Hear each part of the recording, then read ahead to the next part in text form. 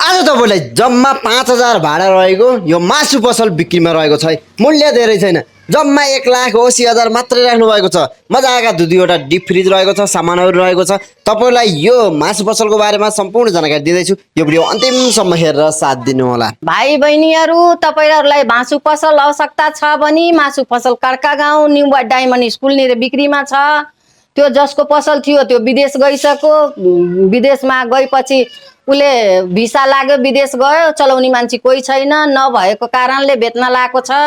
अहिले एक हप्ता भित्रमा बेच्न जरुरी छ। एक हप्ता भित्रैमा जसलाई यो भाइले नम्बर राखिदिया छन्, मेरो नम्बर पनि अगाडि छन्, आएर हेर्नुस्, कल गर्नुस्, लिइहाल्नुस्। भाडा जम्मा 5,000 हो। बिक्री मूल्य एकदम सस्तो छ, 1,80,000 मात्रै छ। दुईटा डी फ्रिज छ, दुईटा कुर्सी छ, त्यो उ पनि छ, काउन्टर पनि छ, सबै सामान छ। आएर लिनु। राम्रो लोकेसन छ, राम्रो ठाउँ छ, एकदम हेर्दा आहा भन्ने ठाउँ छ। कमाई पनि एकदम राम्रो छ। भाडा पनि एउटा कोठाको मूल्यमा मात्रै छ। सेटरको भाडा आएर लिनु, तपाईलाई राम्रो हुन्छ।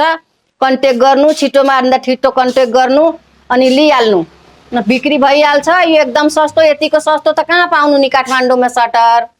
कोठा त पाउँदैन 5,000 मा, सटर कहाँ पाउनु। बहिनी दिदी बहिनीहरू, भाइहरू, जसलाई जरुरी आवश्यकता छ आएर लिइहाल्नु। एकदम राम्रो छ, राम्रो ठाउँ छ। तपाईँ आएर लिइहाल्नु, नत्र अरूले लिइहाल्ला।